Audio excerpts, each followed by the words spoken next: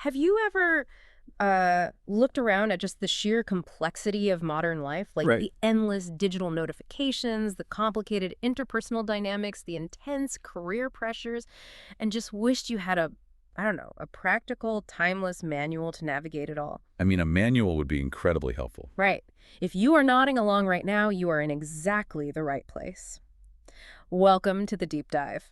Today, we have a really fascinating mission. We are exploring the ancient wisdom of King Solomon. Specifically focusing on Proverbs chapter 10. Yes, exactly. Our goal is to extract the core themes of these ancient sayings and summarize their incredibly practical applications for your modern life. And we are going to move through that everyday application at a pretty brisk pace for the first half of our time together. To keep it punchy. Yeah, exactly. Then we will shift focus to explore something fundamentally deeper, how this ancient text is actually designed to strengthen your trust and relationship with God. To really grasp what we are looking at today, I want you to visualize the backdrop of this deep dive, bridging two entirely different worlds. Imagine shifting from a dusty, sun-baked stone courtyard in the ancient Near East, Okay. straight into the middle of a bustling, high-tech modern cityscape.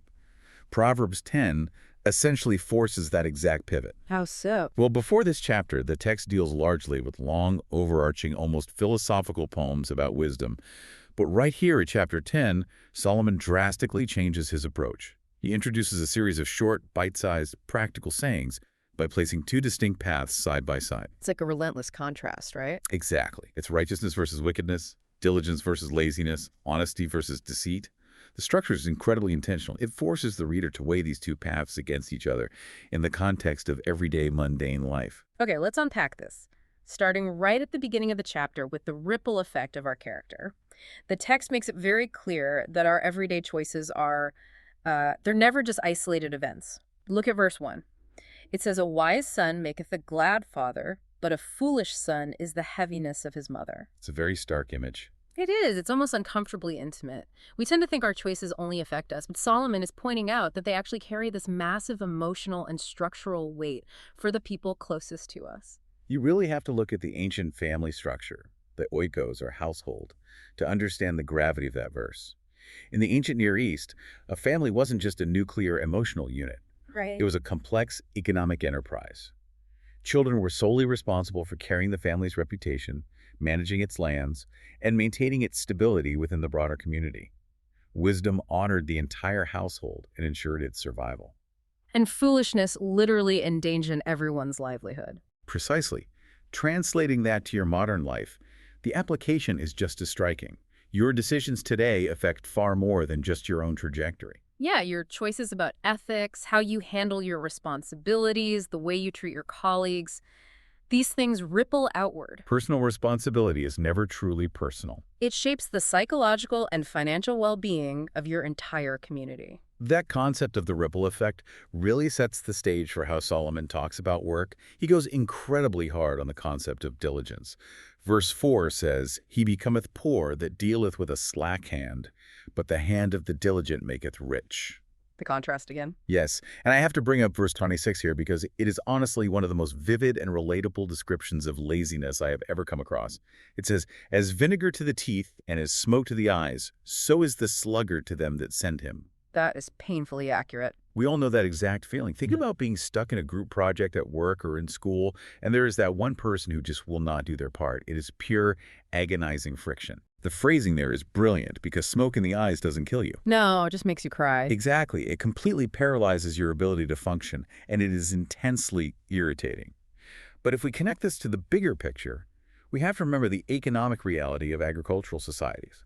In that era, discipline wasn't about getting a quarterly bonus. For promotion. Right? It was a matter of literal survival.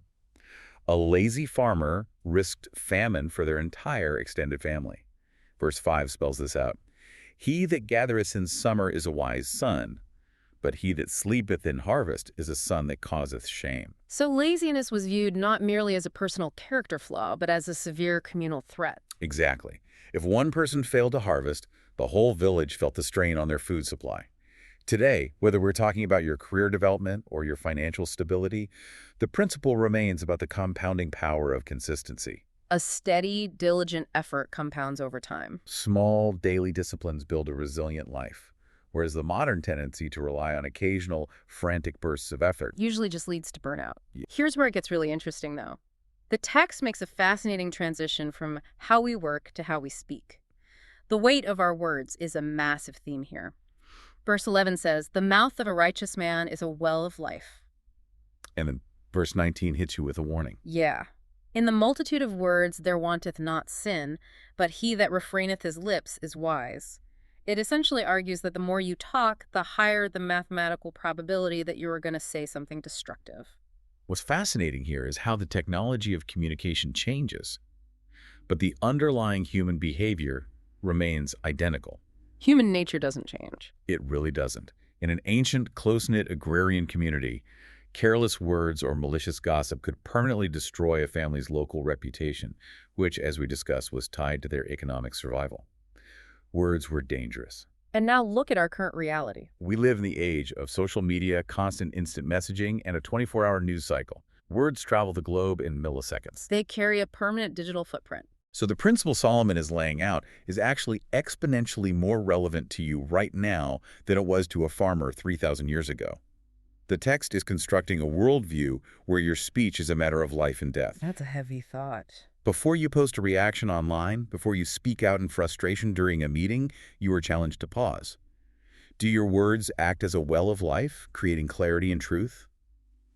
Or are you just adding to the endless multitude of digital noise where mistakes and cruelty thrive? That is a phenomenal, highly practical filter to run your social media habits through, and it ties directly into the next major theme, which is integrity, especially concerning wealth and success. Verse 2 tells us, "Treasures of wickedness profit nothing, but righteousness delivereth from death." And verse 9 supports that. Right, "He that walketh uprightly walketh surely, but he that perverteth his ways shall be known." It presents this idea that you might get away with a shortcut temporarily, but eventually the truth comes out. We need to define some of the terminology here to really get the depth of what the text is claiming. The word translated as righteousness is the Hebrew word zadik. Zadi. Yes.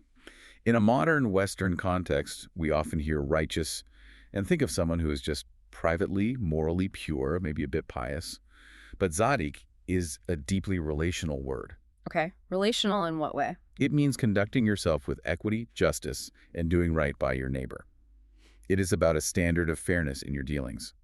So when Solomon contrasts the wicked with the righteous in business, he is contrasting those who exploit others for a quick profit against those who operate with transparent equity. But let's be real for a second, because I can hear the listener thinking it. We look around today and we constantly see corrupt people thriving. We see CEOs who cut corners, getting massive golden parachutes, while honest, hardworking people lose their jobs. It's a very visible reality. It is.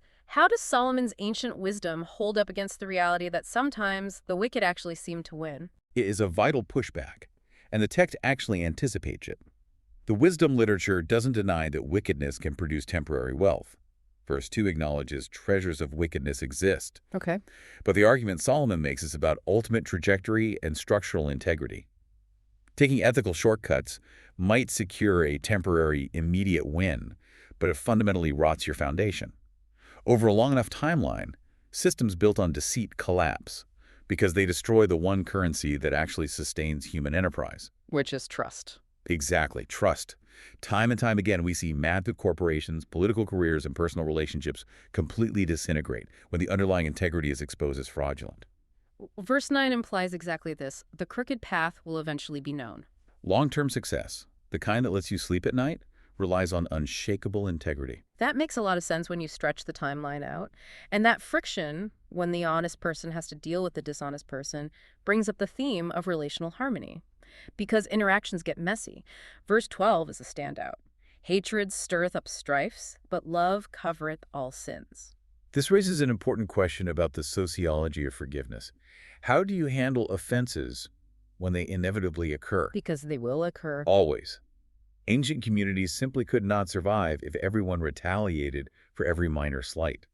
If a village operated on pure vengeance, it would tear itself apart from the inside. Right. Similarly, your modern workplaces, your family units, your friendships, they thrive only when you intentionally choose understanding over resentment.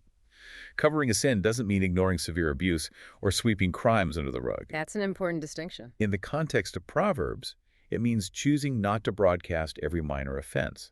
It is the wisdom of recognizing that not every single slight requires a retaliatory strike. You choose peace to preserve the community. And choosing that path of peace, operating as a tzedek with equity, is ultimately what builds your legacy. Verse 7 says, "The memory of the just is blessed, but the name of the wicked shall rot." It is such a vivid, almost visceral contrast. It reminds the reader that no matter how much you achieve or how much wealth you accumulate, the material aspect is temporary. The source material places a massive emphasis on this. A person's moral legacy was viewed as their true inheritance. Today, we are obsessed with building a brand or accumulating possessions, all of which are fleeting. But your character shapes how you are remembered. The true inheritance you leave behind isn't your bank account. It is your moral legacy, your integrity, your kindness, and how equitably you treated people. Your character shapes your ultimate destiny. Exactly. So what does this all mean? We have successfully summarized these incredibly practical life lessons for the first half of our deep dive. Kept it brisk. Kept it brisk. We've looked at the ripple effect of your choices on your family, the economic reality of diligence, the destructive potential of your words, the long-term value of integrity, and the power of relational peace. But now, as promised, let's shift our focus To the deeper layer. because this deep dive isn't just about ancient behavioral life hacks. The outline of Proverbs 10 demands that we ask a deeper question. How does applying these practical, everyday proverbs actually strengthen your trust and your relationship with God? That is the crucial pivot the text makes. If we only look at Proverbs 10 as a list of secular tips for productivity, we miss the entire foundation of Solomon's worldview. He isn't just giving out helpful tips for the workplace. No, the text is arguing that God wove a specific moral fabric into reality. In this worldview, the universe operates on certain spiritual and moral laws just as reliably as it operates on physical laws like gravity. It's the idea that morality isn't arbitrary. God designed the world to function optimally in a very specific way. Precisely, and you see this explicitly woven throughout the practical advice. Look at verse 3. "The Lord will not suffer the soul of the righteous to famish, but he casteth away the substance of the wicked. Or consider the profound claim in verse 22. The blessing of the Lord, it maketh rich, and he addeth no sorrow with it." And verse 29, "The way of the Lord is strength to the upright." Solomon is constructing a framework where living according to wisdom isn't about jumping through religious hoops. It is about actively aligning yourself with the Creator's design for human flourishing. I really want to highlight verse 22, "He addeth no sorrow with it." You look at the modern hustle culture, and so much of what our society calls success or riches comes with massive, crippling amounts of sorrow. It does. It comes with severe clinical anxiety, broken marriages, compromised ethics, and extreme physiological burnout. But the text argues that trusting God's way brings a completely different quality of life. When you choose to refrain your lips in a heated argument online, or when you choose to work with a diligent hand even when your manager isn't looking, you aren't just following a rule book. You are making a tangible declaration of trust. You are saying, I believe God's methods for living are superior to the world's shortcuts. You are putting your faith into physical action. Synthesizing the ultimate why behind all of this requires understanding that while our tools have evolved, the human heart hasn't. We still crave control. We do. We try to force outcomes through manipulation, or we try to protect ourselves with harsh words and deceit. But when you align your daily decisions with these ancient truths, you begin to experience a profound psychological and spiritual stability. You are no longer hoping for the best while building on sand. You are building on bedrock. You become what verse 5 beautifully describes, as the whirlwind passeth, so is the wicked no more, but the righteous is an everlasting foundation. An everlasting foundation. That is such a compelling image, especially today when the modern world constantly feels like a literal whirlwind. A whirlwind of noise and pressure. We are bombarded by breaking news, sudden economic shifts, and intense social pressures. The text argues that those who rely on their own deceit, the wicked, get swept away by that chaos. But the righteous stand firm. That resulting stability is exactly what deepens your relationship with God. When you apply these proverbs, you essentially stop relying on your own limited, often panicked understanding of how to manage your life. You surrender your need to control every outcome through your own cunning. And the result of that surrender, according to the text, is deep joy. Verse 28 states, "The hope of the righteous shall be gladness, but the expectation of the wicked shall perish." Your trust in God grows exponentially because you aren't just theorizing about his goodness. You are actively seeing his wisdom work in your daily life. It produces actual gladness and strength rather than the anxiety and ruin that comes from constant manipulation. It is fascinating how seamlessly the practical connects to the spiritual. Trusting God in the context of Proverbs isn't just a mental exercise or a theological concept you think about on the weekends. It is the very real Tuesday morning decision to not utter a slander, which verse 18 warns against. It's the decision to actively receive commandments and instruction, as verse 8 and verse 17 talk about, instead of being what Solomon bluntly calls a prating fool who refuses correction and ultimately falls. Every single time you choose the path of the tzaddik over the path of exploitation, you are casting a vote of confidence in God's character. And we shouldn't pretend that doesn't require immense radical trust. It does, especially when the exploitative path looks faster or more lucrative in the short term.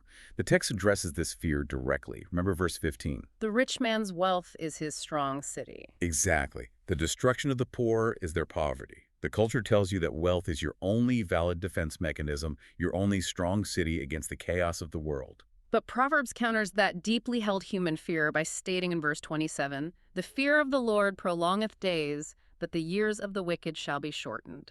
In this framework, trusting God means believing that his protection and his way of life form a much stronger fortress than any wall you could build with corrupt wealth. It fundamentally rewrites your perspective on what actually provides security. Even looking at verse 30, "The righteous shall never be removed, but the wicked shall not inhabit the earth." And then verse 31 and 32 wrap up the chapter by returning to the mouth and the lips, saying the lips of the righteous know what is acceptable. When your life is deeply rooted in a relationship with the divine architect of wisdom, it naturally flows outward into your speech and actions. You know what is acceptable, not because you memorized a rigid list of rules, but because your internal compass is aligned with the source of all truth. If we pull back and look at the broader implications for the listener, it means every ordinary, frustrating moment is actually an opportunity to practice your faith. Whether you are dealing with a difficult family member, trying to manage your finances without losing your integrity, or navigating a highly complex, politically charged situation at work, you have the opportunity to lean on the wisdom found in this chapter. It is the practical, physical outworking of a spiritual reality. Wisdom is not an abstract philosophy meant for a dusty library. It is revealed, tested, and proven in your daily choices. So, as we wrap up this deep dive, let's summarize the ground we've covered. We took King Solomon's ancient insights that were originally meant for managing agricultural societies, dealing with village gossip, and protecting family reputation. And we saw how seamlessly they map onto your modern career, your digital footprint, and your everyday relationships. We learned that the ripple effect of your character is real and carries immense weight. We discovered that diligence isn't just a life hack, but an economic necessity for stability. Right. We saw that your words carry the power of life and death, and that operating as a Sadiq with integrity is far more valuable than a quick win. And perhaps most importantly, we learned that choosing love and peace builds a moral legacy that outlasts any material wealth. Furthermore, by applying these timeless principles, you aren't merely improving your productivity or becoming a slightly better member of society. According to the text, you are actively anchoring yourself to a divine foundation. You are stepping into the moral framework God designed, intentionally trading the temporary, anxiety-ridden success of the whirlwind for the everlasting foundation and the gladness of the righteous. It is an incredibly powerful, life-altering shift in perspective. But before we go, consider this deeply ironic and provocative reality. King Solomon, the very man who wrote these proverbs and possessed this unparalleled understanding of perfect wisdom, historically ended his own life in profound moral failure and a divided, ruined kingdom. He stopped practicing what he preached. He did. It suggests that the ultimate lesson isn't just acquiring the knowledge of wisdom, but the daily, agonizing discipline of never outgrowing your need for it. We've explored how your words, your diligence, and your integrity shape your reality and build your trust in God. So how will you apply this information in your life?